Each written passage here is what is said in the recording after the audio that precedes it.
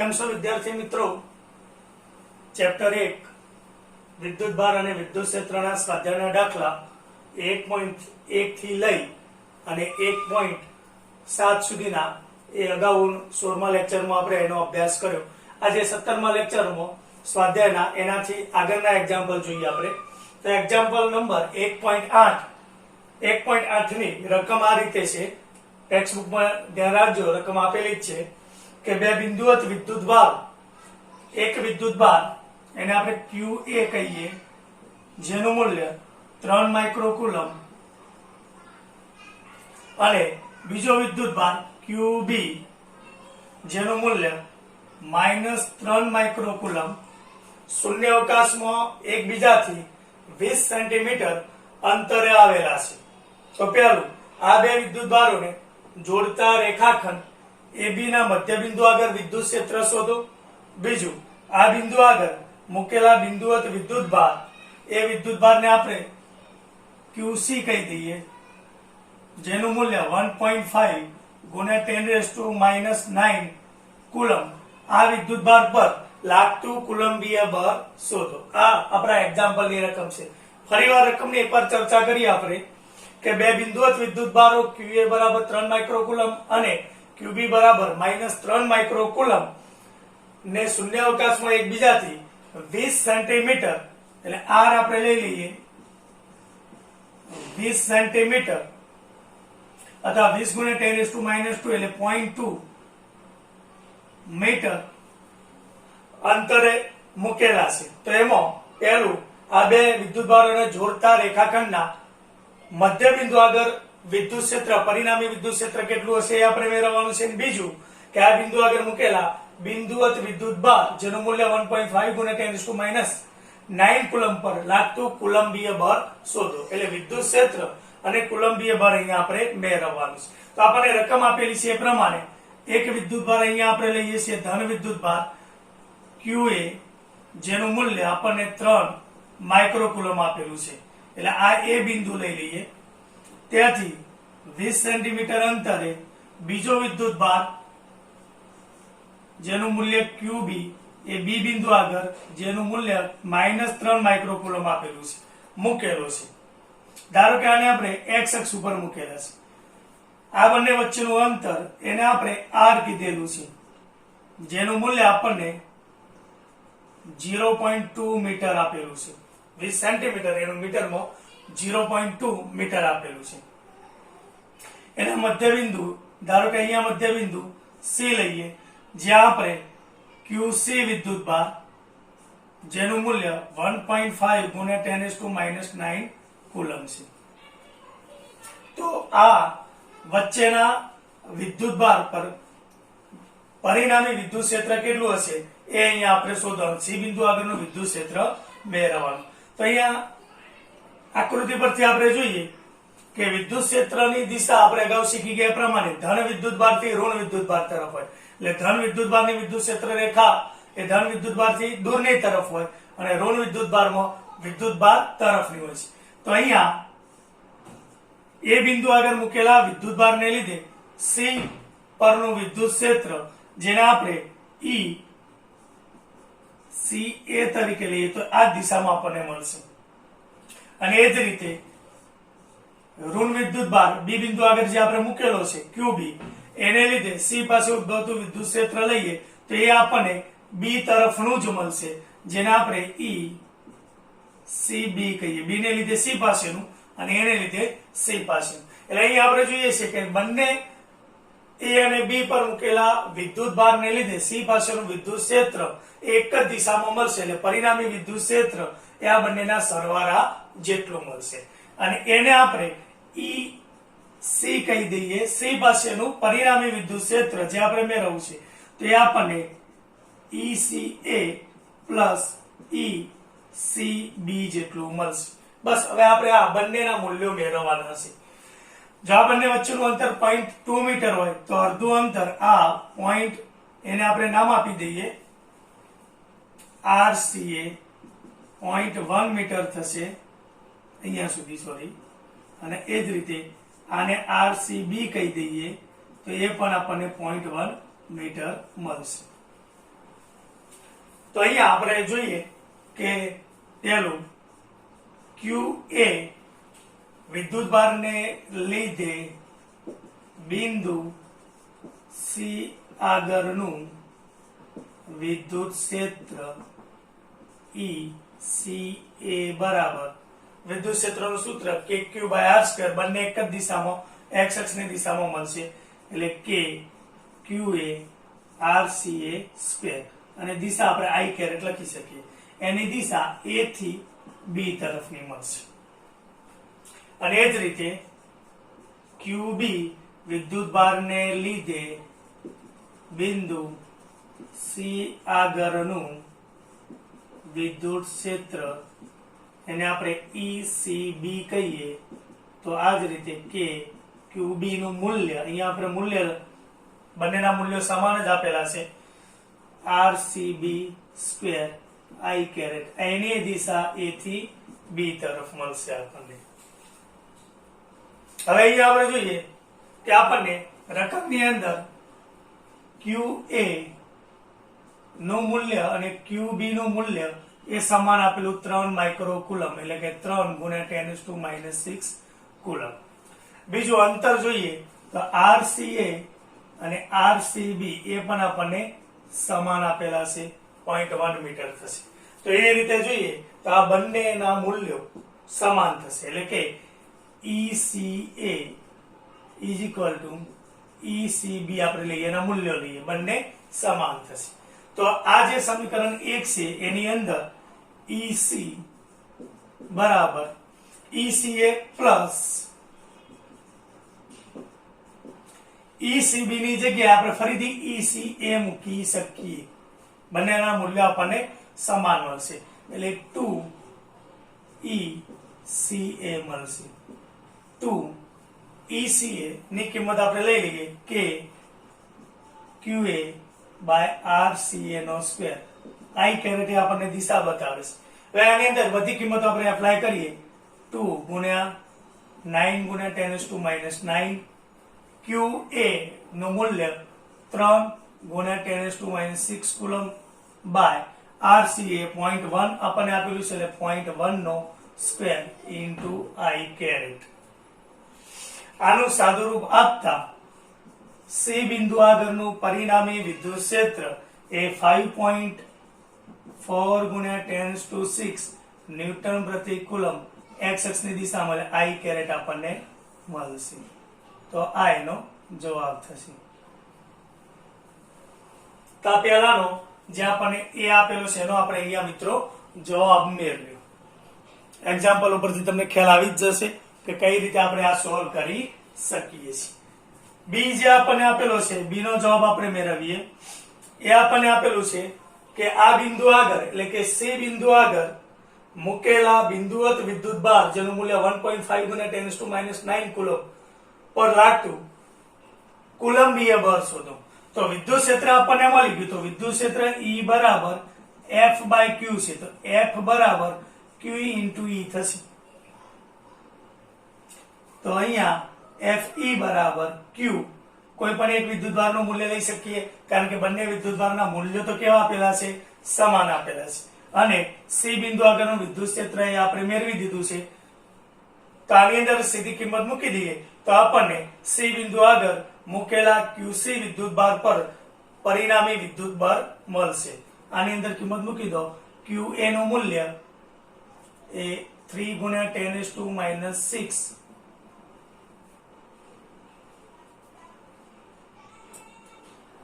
Sorry, આપણે C બિંદુ પાસેનું મેળવવાનું છે, એટલે અહીંયા QC વિદ્યુતભાર આવશે. C બિંદુ પર જે વિદ્યુતભાર આપણે મૂકેલો છે જેનું મૂલ્ય 1.5 × 10⁻⁹ કુલમ છે, એના પર લાગતું પરિણામી કુલંબીય બળ મેળવવાનું છે, એટલે એનું મૂલ્ય આવશે 1.5 × 10⁻⁹ કુલમ. અને વિદ્યુત ક્ષેત્ર C બિંદુ પાસેનું આપણે મેળવેલું છે 5.4 × 10⁶. બંનેનું સાદુરૂપ આપતા પરિણામી કુલંબીય બળ C બિંદુ પાસેનું એ 8.1 × 10⁻³ ન્યૂટન, અને બળની દિશા એ I કેરેટ એટલે x અક્ષની દિશામાં આપણને મળશે. તો આ રીતે આપણે 1.8 એક્ઝામ્પલ સોલ્વ કરી શકીએ છીએ. બરાબર સમજી લેજો મિત્રો.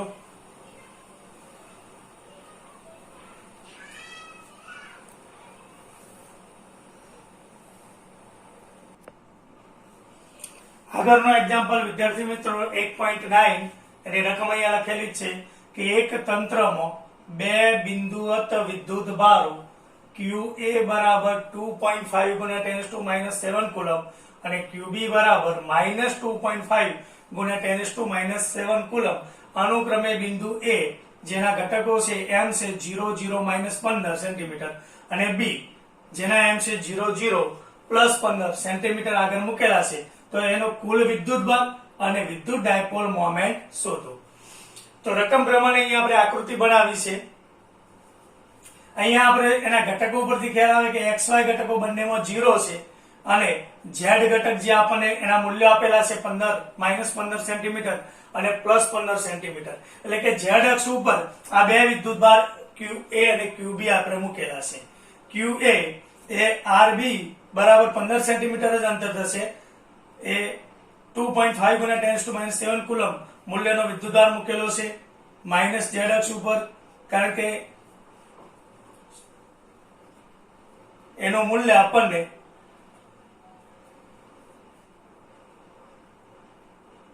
-15 આપેલું છે એ ભાગર.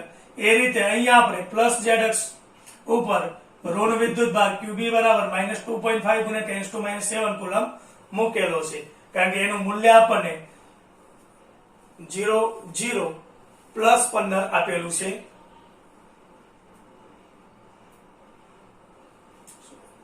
આ +15 આવશે અને આ માઇનસ આવશે. A અને B બિંદુ આગળ આ A બિંદુ લઈ લઈએ આપણે અને આ આપણે B બિંદુ લઈ શકીએ. તો એનો કુલ વિદ્યુત ભાર, એટલે અહીંયા આપણે આકૃતિ ઉપરથી જોઈએ તો Z અક્ષ ઉપર જ આપણે ધન અને ઋણ વિદ્યુત ભાર મૂકેલા છે. અહીંયા આ બંને વિદ્યુત ભારના મૂલ્યો સમાન છે અને કેન્દ્રથી એટલે કે સેન્ટરથી બંને સમાન અંતરે છે. તો વિદ્યુત ડાયપોલની જે થિયરીનો આપણે અભ્યાસ કર્યો તો એની અંદર જોયું હતું કે વિદ્યુત ડાયપોલ પરનો કુલ વિદ્યુત ભાર એ હંમેશા કેટલો હોય? 0 જ હોય. એટલે અહીંયા પહેલો જે જવાબ આપણને માંગેલો છે કે એનો કુલ વિદ્યુત ભાર કેટલો થશે એ શોધીએ. તો આ તંત્રનો કુલ વિદ્યુત ભાર જો આપણે એને Q તરીકે લઈએ તો Q બરાબર QA plus QB 2.5 ગુણ્યા 10⁻⁷ પ્લસ એટલો ને એટલો અહીંયા -2.5 ગુણ્યા 10⁻⁷ કુલમ, એટલે આ જવાબ આપણને 0 જ મળશે. બી આપણને આપેલું છે બીજો જવાબ, એટલે કે વિદ્યુત ડાયપોલ મોમેન્ટ કેટલી હશે. તો વિદ્યુત ડાયપોલ મોમેન્ટ, ધારો કે તંત્રની વિદ્યુત ડાયપોલ મોમેન્ટ P લઈએ આપણે, તો P બરાબર આપણે સૂત્ર શીખી ગયા છીએ 2A into Q થશે, જ્યાં 2A એ બે વિદ્યુત ભાર વચ્ચેનું અંતર થશે.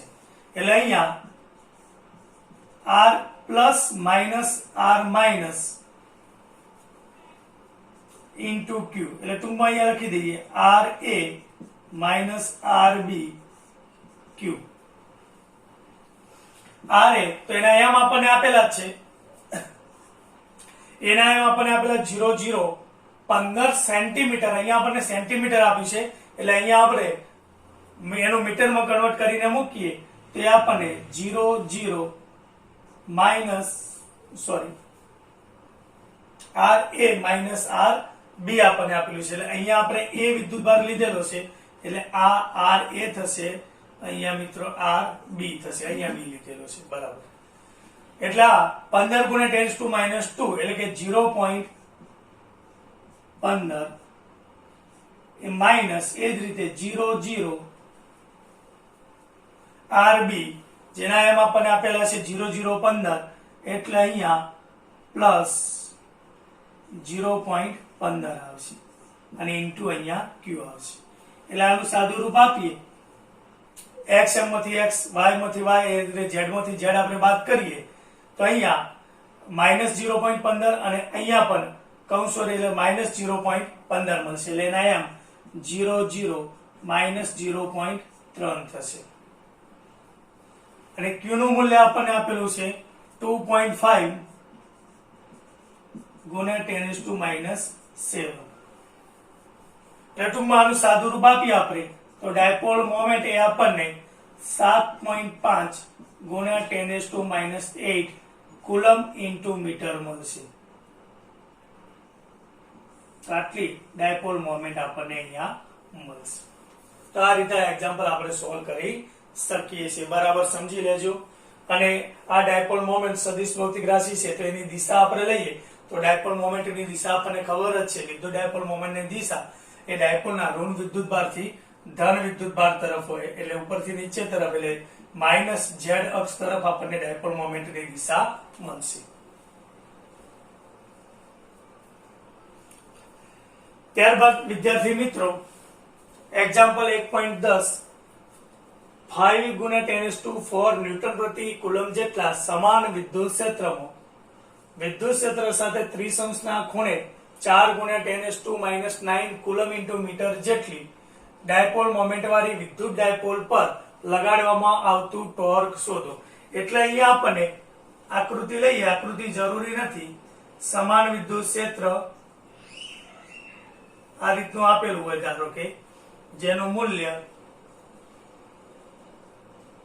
5 ગુણ્યા 10⁴ ન્યૂટન પ્રતિ કુલમ આપેલું એક્સ અક્ષની દિશામાં લઈશ.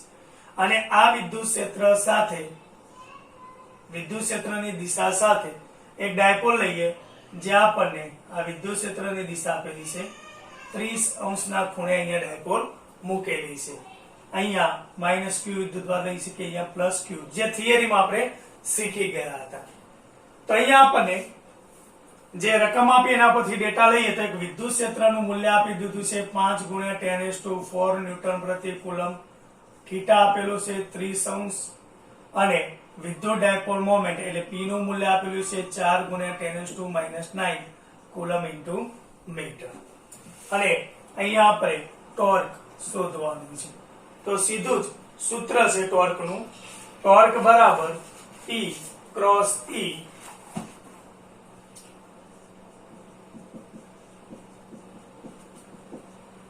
ટોર્ક બરાબર PE બે સદિશોનો સદિશ ગુણાકાર sin થીટા.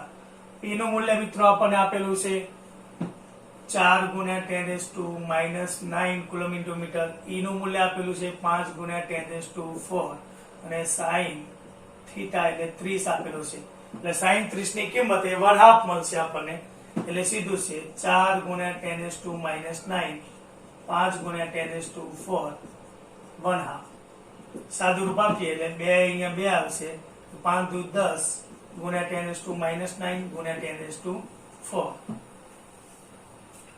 -9 + 4 + 1 એટલે સીધું જ 10⁻⁴.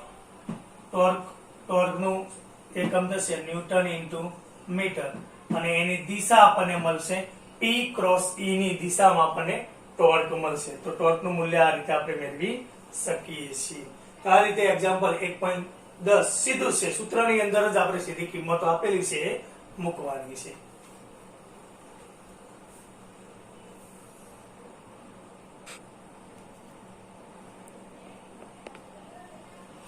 આગળનો એક્ઝામ્પલ વિદ્યાર્થી મિત્રો 1.11 જેની રકમ આ પ્રમાણે છે. બરાબર ધ્યાન રાખજો. ટેક્સ્ટ બુકમાં રકમ આપણને આપેલી છે કે પોલિથીનના એક ટુકડાને ઊન સાથે ઘસતા આ ટુકડો 3 ગુણ્યા 10⁻⁷ કુલમનો ઋણ વિદ્યુત ભાર Q 3 ગુણ્યા 10⁻⁷ કુલમનો ઋણ વિદ્યુત ભાર પ્રાપ્ત કરે છે.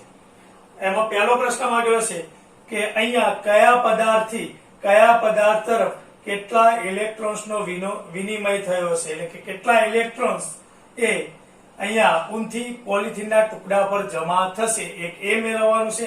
બીજું આપેલું છે કે શું અત્રે ઊનથી પોલિથીન તરફ દરનો વિનિમય થયો હશે અને થયો હોય તો કેટલો એ અહીંયા આપણે જણાવવાનું છે.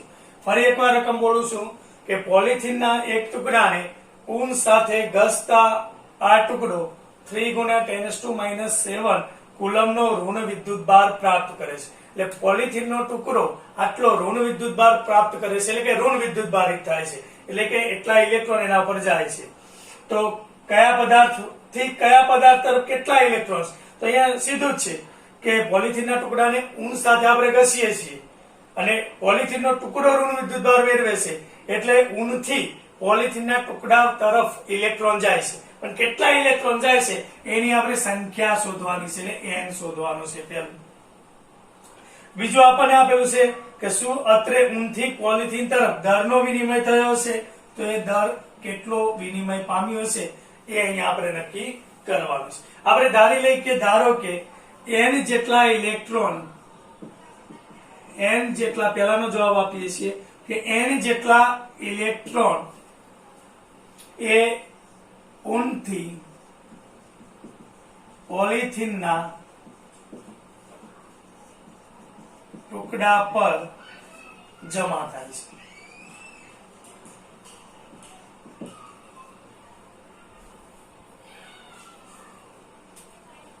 તો એ વખતે એ ટુકડાને પ્રાપ્ત થયેલો વિદ્યુતભાર Q બરાબર, સૂત્ર આપણે શીખી ગયા છીએ, Q બરાબર Ne, અહીંયા માઇનસ Ne લખીએ છીએ કે ઋણ વિદ્યુતભાર એ પ્રાપ્ત કરે છે. તો આના પરથી n શોધવો છે, તો n બરાબર માઇનસ Q બાય E થશે. મૂલ્ય મૂકી દઈએ. Q આપણને આપેલો છે -3 ગુણ્યા 10⁻⁻⁷ અને આ -1.6 ગુણ્યા 10⁻⁻⁹. માઇનસ માઇનસ આ પ્લસ એટલે કે નીકળી જશે.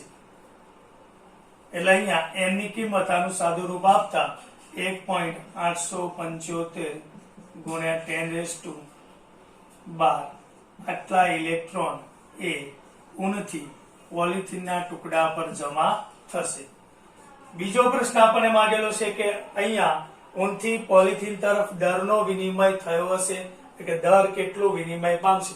હવે ઇલેક્ટ્રોન જે છે, આટલા ઇલેક્ટ્રોન એ ઊનથી પોલિથીનના ટુકડા ઉપર જાય તો આટલા ઇલેક્ટ્રોન ગુણ્યા એક ઇલેક્ટ્રોનનું દર, જે આપણે 9.1 ગુણ્યા 10⁻31 કિલોગ્રામ જાણીએ છીએ, એટલું દર એ નો વિનિમય થાય. તો એ દરને આપણે m લઈ લઈએ, તો n ઇન્ટુ એક ઇલેક્ટ્રોનનું દર એટલે 1.875 ગુણ્યા 10⁻12 ગુણ્યા માસ ઓફ ઇલેક્ટ્રોન 9.1 ગુણ્યા 10⁻31 કિલોગ્રામ. એટલે આનું સાદું રૂપ આપીએ તો 1.70625 ગુણ્યા 10⁻18 કિલોગ્રામ. આટલું દર નો વિનિમય એ ઊનથી પોલિથીનના ટુકડા તરફ થયો છે. પણ આ દરનું મૂલ્ય આપણે જોઈએ છીએ કે ખૂબ જ નહીવત છે. તો આ રીતે આ એક્ઝામ્પલ મિત્રો સોલ્વ કરી શકીએ છીએ. આગળનો એક્ઝામ્પલ જોઈએ. એક્ઝામ્પલ 1.12.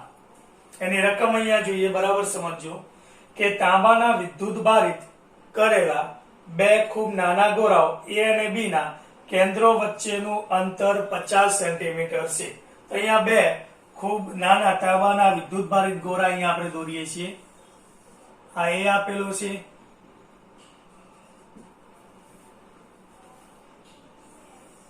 આપણને B આપેલો છે.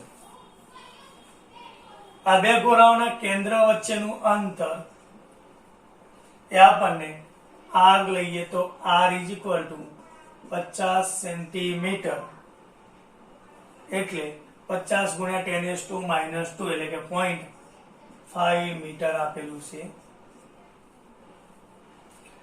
દરેક ગોળા 6.5 ગુણ્યા 10⁻⁷ કુલમ જેટલો વિદ્યુત ભાર ધરાવે છે. એટલે આના પરના વિદ્યુત ભારને આપણે QA કહી દઈએ તો એનું મૂલ્ય આપણને આપેલું છે 6.5 ગુણ્યા 10⁻⁷ કુલમ. અને એ જ રીતે બીજા ગોળા પરનો વિદ્યુત ભાર પણ આપણને એટલો જ આપેલો છે, QB 6.5 ગુણ્યા 10⁻⁷ કુલમ. આ આપેલું છે. પહેલું આપેલું છે કે એ તેમની વચ્ચેનું પારસ્પરિક અપાકર્ષી કુલંબીય બળ શોધો. B આપેલું છે એટલે કુલંબીય બળ અહીંયા આપણે શોધવાનું છે, એટલે A માં આપણે F શોધવાનું છે બંને વચ્ચેનું. B આપેલું છે જો તેમની પરના વિદ્યુતભારનું મૂલ્ય બમણું કરવામાં આવે, બે વિદ્યુતભારો જે આપેલા છે એના કરતા ડબલ કરવામાં આવે અને તેમની વચ્ચેનું અંતર આ અંતરને અડધું કરવામાં આવે તો 9 કુલંબીય બળ કેટલું ઉદ્ભવશે એ અહીંયા આપણે શોધવાનું છે. રકમ તમને મિત્રો બરાબર સમજાઈ ગઈ છે. તો પહેલામાં તો આ બંને ને લીધે લાગતું કુલંબીય બળ જ શોધવાનું છે. કુલમના નિયમ પ્રમાણે F બરાબર K QA QB ભાગ્યા R સ્ક્વેર. સીધી કિંમતો અહીંયા એપ્લાય કરી દો. 9 ગુણ્યા 10⁹ QA અને QB બંનેની કિંમત આમ તો સમાન જ આપેલી છે એટલે 6.5 ગુણ્યા 10⁻⁻7. ફરી વાર લખીએ તો વર્ક કરીએ તો પણ ચાલે. 6.5 ગુણ્યા 10⁻⁷ અને બંને વચ્ચેનું અંતર એ 0.5 મીટર નો વર્ગ થશે. તો આનું સાદુરૂપ આપીએ મિત્રો તો કેલ્ક્યુલેટર થી સાદુરૂપ આપતા 1.521 ગુણ્યા 10⁻² ન્યૂટન આટલું આ બંને વચ્ચે ઉદ્ભવતું કુલંબીય બળ અને બંને ઘન વિદ્યુત ભારો છે એટલે અપાકર્ષી કુલંબીય બળ આપણને મળશે. બીજો જે પ્રશ્ન આપણને આપેલો છે હવે બરાબર સમજજો. તો એમાં આપણને આપેલું છે કે જો આ બંને ગોળાઓ પરના વિદ્યુત ભારના મૂલ્યો અડધા કરવામાં આવે, જો મૂલ્યો અડધા કરવામાં આવે અને એને લીધે મળતો વિદ્યુત ભારને આપણે QA' કહીએ તો QA' એટલે કે QA/2 અને એ જ રીતે QB' એ તેમની પરના વિદ્યુત ભારનું મૂલ્ય બમણું કરવામાં આવે. મૂલ્ય બમણું કીધું છે તો 2QA અને અહીંયા આપણને 2QB મળશે અને એમની વચ્ચેનું અંતર અડધું કરવામાં આવે છે એટલે હવે R' નું અંતર કહીએ આપણે તો R' બરાબર R/2 મળશે. તો એમની વચ્ચે 9 કુલંબીય બળ કેટલું ઉદ્ભવશે નક્કી કરવાનું છે. તો કુલમના નિયમ પ્રમાણે ધારો કે 9 કુલંબીય બળ F' હોય તો F' બરાબર K QA' QB' R'². આ ત્રણેયની કિંમત આપણે અહીંયા મૂકીએ તો K 2QA 2QB R' ની જગ્યાએ R/2 નો વર્ગ થશે.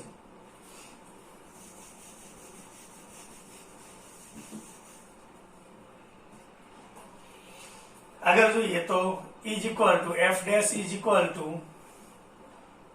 ઉપર 4K QA QB નીચે R²/4 ઉપર જશે એટલે 16K QA QB R² થશે. એટલે આનું મૂલ્ય આપણે જોઈએ તો આનું મૂલ્ય એ આટલું જ આપણને મળશે. એટલે ટૂંકમાં કહી શકીએ 16F એટલે કે 9 વિદ્યુત બળ એ પ્રથમ આર અંતરે આ બંને વિદ્યુત ભારોને મૂક્યા હતા એ વખતે જે લાગતું હતું એના કરતા 16 ગણું મળે છે. એટલે 16 ગુણ્યા F ની કિંમત આપણે મેળવી છે 1.521 ગુણ્યા 10⁻². આનું સાદુરૂપ આપીએ 0.2434 ન્યૂટન આટલો આપણને આનો જવાબ મળશે. અહીંયા જે રકમ આપી છે મિત્રો એના કરતા ઉલટી રકમ પણ પૂછાઈ શકે. એવું પૂછાય કે અહીંયા આપણે વિદ્યુતભારના મૂલ્યો બમણા કરીએ છીએ તો બમણાની જગ્યાએ અહીંયા વિદ્યુતભારના મૂલ્યો અડધા કરવામાં આવે અને બંને વચ્ચેનું અંતર બમણું કરવામાં આવે તો એ વખતે બળ અહીંયા 16 ગણું મળ્યું ત્યાં 16 માં ભાગનું મળશે. અને અગાઉ આપણે શીખી ગયા એ પ્રમાણે કે જો વિદ્યુતભારના મૂલ્યો બમણા કરવામાં આવે અને અંતરે બમણું કરવામાં આવે એટલે ઉપર નીચે જે છે એ સમાન પરિસ્થિતિ કરવામાં આવે અથવા વિદ્યુતભારના મૂલ્યો અડધા કરવામાં આવે અને અંતરે અડધું કરવામાં આવે તો બળનું મૂલ્ય એના એ જ રહેશે. એટલે આ રીતે આ એક્ઝામ્પલને ટ્વિસ્ટ કરીને પૂછી શકે છે. એના આગળનો એક્ઝામ્પલ જોઈએ. એક્ઝામ્પલ 1.13.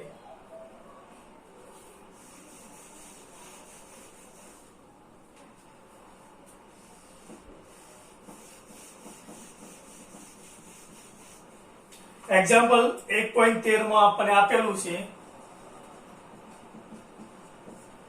કે ઉપરોક્ત દાખલામાં એટલે જે આપણે 12મા એક્ઝામ્પલમાં જોઈએ કે A અને B ગોળાઓની ત્રિજ્યાઓ સમાન હોય તથા એટલી જ સાઈઝના ગોળા એટલે A અને B જેટલી સાઈઝના ગોળા C ને પહેલા A સાથે સંપર્કમાં લાવી A થી છૂટો પાડવે બાદ B સાથે સંપર્કમાં લાવી B થી છૂટો પાડવામાં આવે છે. હવે A અને B ને પ્રારંભિક અંતરે રાખતા તેમની વચ્ચેનું નવું કુલંબીય બળ કેટલું બનશે. એટલે 1.12 ની અંદર જે રકમ આપી હતી એના ઉપરથી જ અહીંયા આપણે આ એક્ઝામ્પલ 1.13 સાબિત કરવાનું છે. ફરીવાર રકમ સમજી લઈએ કે ઉપરોક્ત જે એક્ઝામ્પલમાં રકમ આપી હતી એમાં A અને B ગોળાઓની ત્રિજ્યા સમાન હોય તથા એટલી જ સાઈઝના ગોળા C ને પહેલા A સાથે સંપર્કમાં લાવી છૂટો પાડી, હવે એ ગોળાને B સાથે સંપર્કમાં લાવી B થી છૂટો પાડીએ અને પછી A અને B ને પ્રારંભિક અંતરે રાખતા તેમની વચ્ચેનું બળ કેટલું બનશે એ અહીંયા આપણે શોધવાનું છે. તો અહીંયા શરૂઆતમાં આપણે જે બે ગોળાઓ પરનો વિદ્યુતભાર QA અને QB લીધું હતું અને જેને એકબીજાથી આપણે r અંતરે રાખેલા હતા તો એમની વચ્ચે લાગતું કુલંબીય બળ F બરાબર કે QA QB બાય r² થતું. પછી તમને આપ્યું છે કે આટલી જ સાઈઝના ગોળા C ને A સાથે સંપર્કમાં લાવવામાં આવે છે. તો હવે બીજામાં A અને C પરનો વચગાળાનો વિદ્યુતભાર કેટલો થશે અહીંયા આપણે નક્કી કરીએ. એને આપણે QA' કહી દઈએ. A પરનો લો કે C પરનો વિદ્યુતભારને પેરણ પ્રમાણે બંને ગોળા સમાન છે એટલે બંનેને સંપર્કમાં લાવી છૂટો પાડીશું તો વિદ્યુતભાર એ અડધો અડધો વહેંચાઈ જશે. તો આ વિદ્યુતભાર તો A ગોળા પરનો વિદ્યુતભાર QA છે અને C ગોળો વિદ્યુતની દ્રષ્ટિએ તટસ્થ થશે બાય 2 એટલે QA બાય 2 થશે. બીજું સ્ટેપ પછી તમને આપેલું છે કે A થી છૂટો પાડ્યા બાદ એ ગોળાને B સાથે સંપર્કમાં લાવવાનો છે અને એ વખતે એના પરનો વિદ્યુતભાર આપણે કહી દઈએ તો એને આપણે QC અહીંયા ડબલ ડેશ કહીએ. હવે જ્યારે A થી છૂટો પાડી C ગોળાને આપણે B સાથે સંપર્કમાં લાવી અને છૂટો પાડીએ ત્યારે એના પરનો વિદ્યુતભાર QC ડબલ ડેશ કહીએ છીએ અને B પરનો વિદ્યુતભાર એને QB ડેશ કહીએ. તો એનો વિદ્યુતભાર કેટલો થશે તો સીધું છે અહીંયા બંનેના સરવાળા બાય 2 જેટલો એટલે QC dash plus QB by 2 જેટલો થશે. QC ડેશ બરાબર કિંમત અહીંયા આપણે મૂકીએ તો કેટલી થશે QA by 2 plus QB by 2 એટલે QA પ્લસ 2QB પ્લસ આ લઈ લે 2 નીચે આવશે એટલે અહીંયા 4 મળશે. તો આટલો આપણને QB ડેશ અથવા QC ડબલ ડેશ આટલો વિદ્યુતભાર આપણને મળશે. હવે A અને B વચ્ચે નું અંતર પ્રથમ જે અંતર હતું એટલું જ રાખીએ તો એમની વચ્ચે કેટલું કુલંબીય બળ લાગશે. ધારો કે એ કુલંબીય બળને આપણે F ડેશ કહીએ તો બરાબર સમજજો F ડેશ બરાબર કે QA ડેશ એ રીતે QB ડેશ બાય r². અંતર એના એ જ રાખવાનું છે. કિંમતો અહીંયા આપણે મૂકી દઈએ કે QA ડેશ નું મૂલ્ય આપણને આપેલું છે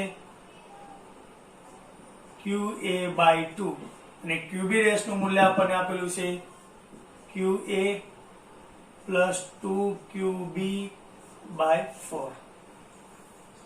બરાબર સમજો મિત્રો. પ્રથમ આપણે A અને B ગોળાઓને r અંતર રાખ્યા ત્યારે એની વચ્ચે આટલું બળ લાગશે. પછી એના જેટલી જ સાઈઝનો C ગોળો જે વિદ્યુતની દ્રષ્ટિએ તટસ્થ છે એને A સાથે સંપર્કમાં લાવી છૂટો પાડીએ ત્યારે બંને પરનો વિદ્યુતભાર આટલો થશે. બરાબર. પછી A ગોળાને C ગોળાને B સાથે સંપર્કમાં લાવી છૂટો પાડવામાં આવે ત્યારે એ પરનો વિદ્યુતભાર આટલો થશે. પછી A અને B ગોળાને એટલા જ અંતરે રાખી એટલે એના નવા વિદ્યુતભાર QA ડેશ અને QB ડેશ થશે તો એમની વચ્ચે નવું વિદ્યુતીય બળ કેટલું હશે તો એ આટલું આપણને મળશે. આની અંદર હવે આપણે કિંમતો મૂકી દઈએ કારણ કે 1.12 ની અંદર એના જે મૂલ્યો આપણને આપેલા હતા એ જ મૂલ્યો અહીંયા આપણે લેવાના છે. એટલે એના મૂલ્યો આપણને આપેલા હતા અથવા એ વખતે f નું મૂલ્ય અહીંયા આપણે શોધીતું f ના સ્વરૂપમાં મેળવીએ આપણે તો f નું મૂલ્ય આપણને મળતું હતું 1.521 ગુણ્યા 10⁻² ન્યૂટન. આપણે QA અને QB ની કિંમત મૂકી અને આ સાદુરૂપ આપેલું છે ઉપરના એક્ઝામ્પલમાં 1.12. આનું સાદુરૂપ આપીએ અને આ સ્વરૂપમાં f ના સ્વરૂપમાં આપણે એને મેળવીએ અને બાય r². તો ઇઝ ઇક્વલ ટુ આનું સાદું રૂપ આપીએ આપણે તો અહીંયા 1/8 કે QA plus 2 QB અને બાય R સ્ક્વેર મળશે. હવે ઉપર આપણે જોયું એ પ્રમાણે બંને ગોળા પરના વિદ્યુતભાર આપણને સમાન આપેલા હતા. QA અને QB એ ઉપરની રકમમાં વિદ્યુતભારના મૂલ્યો આપણને સમાન આપેલા હતા 6.5 ગુણ્યા 10⁻⁻7 કુલમ. તો એનો આપણે ઉપયોગ કરીએ તો અહીંયા 1/8 કે QA અહીંયા QB ની જગ્યાએ QA મૂકી દઈએ કારણ કે QA બરાબર QB. તો અહીંયા આપણને QA plus 2QA એટલે 3QA આપણને મળશે. અથવા QA ની જગ્યાએ QB મૂકીએ, QB ના સ્વરૂપમાં આપણે મેળવીએ, આનું મૂલ્ય મૂકવું છે એટલે અહીંયા આપણે આની જગ્યાએ QB મૂકીએ તો આ 3QB મળશે અને બાય R સ્ક્વેર. 3/8 આગળ લઈ દઈએ કે QA QB by R square 3 ને આગળ લઈ દઈએ તો આનું મૂલ્ય એને સમીકરણ 1 કહી દઈએ તો એના પરથી એને F કહેવાશે એટલે 3/8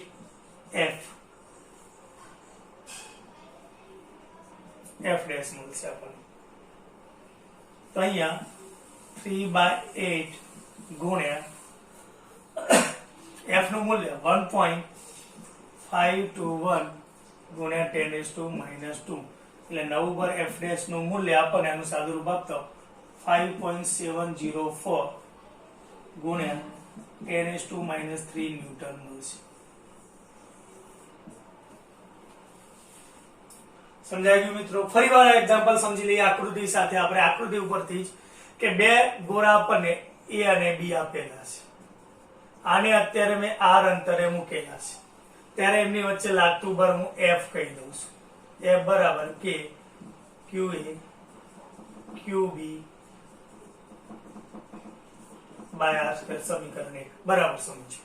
હવે એક ગોળો આપણે આના જેવો જ C ગોળો લઈએ, A અને C છે એટલે આના ઉપરનો વિદ્યુતભાર QA છે, આના ઉપરનો વિદ્યુતની દ્રષ્ટિએ તટસ્થ છે એટલે આનો વિદ્યુતભાર કેટલો થશે? 0 થશે. બરાબર? એટલે આનો ટોટલ વિદ્યુતભાર કેટલો છે? તો આ બંનેના સરવાળા જેટલો QA જેટલો. હવે આ બંને ગોળાઓને અલગ કરી દો A અને C. તો આના પરનો વિદ્યુતભાર હવે કેટલો થશે? QA/2. આના પરનો વિદ્યુતભાર પણ કેટલો થશે? QA/2. પછી આ C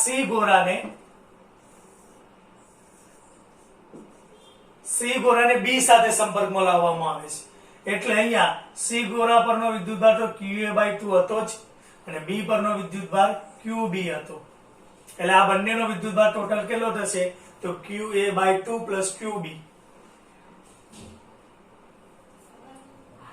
પછી એને આપણે અલગ કરી દઈએ તો એને અલગ કરી દઈએ તો આના પરનો વિદ્યુતભાર હવે બંને ઉપરનો કેટલો થશે? C અને B પરનો.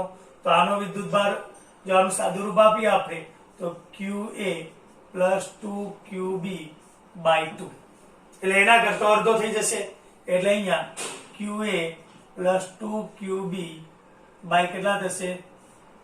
4. અડધો એના કરતા. અહીંયા પણ QA plus 2QB/4 થશે. હવે આ A ગોળો અને આ B ગોળો એ બંને ગોળાને ફરીથી એટલા જ અંતરે એટલે કે R અંતરે મૂકીએ. બરાબર? હવે આના પરનો વિદ્યુતભાર કેટલો છે? QA/2 છે. આના પરનો વિદ્યુતભાર કેટલો છે? QA plus 2QB/4 છે. અને R અંતરે મૂકીએ તો એમની વચ્ચે લાગતું નવું કુલમ બળ F ડેશ કહીએ તો F ડેશ બરાબર કે પહેલા ગોળાનો વિદ્યુતભાર ઇન્ટુ બીજા ગોળા પરનો વિદ્યુતભાર અને બંને વચ્ચેનું અંતર R સ્ક્વેર. એટલે આ સૂત્ર આપણને મળી જશે અને પછી એમાં કિંમતો મૂકીને આપણે સાદું રૂપ F ના સ્વરૂપમાં લાવીએ જેથી કરીને F ની કિંમત સીધી મૂકી શકાય. આ રીતે આ એક્ઝામ્પલ આપણે સોલ્વ કરી શકીએ અથવા ડાયરેક્ટ QA અને QB ની કિંમત આપણને આપેલી જ છે રકમો સીધી મૂકીને સાદું રૂપ આપો તો પણ આ જ જવાબ આપણને મળશે. તો આ રીતે આ દાખલો આપણે સોલ્વ કરી શકીએ છીએ. બરાબર સમજી લીધો વિદ્યાર્થી મિત્રો? ખૂબ જ અગત્યનો એક્ઝામ્પલ છે. તો આ લેક્ચરની અંદર મિત્રો આપણે 1.13 સુધી રાખીએ છીએ. નેક્સ્ટ લેક્ચરની અંદર એનાથી આગળના એક્ઝામ્પલ આપણે જોઈશું. Thank you.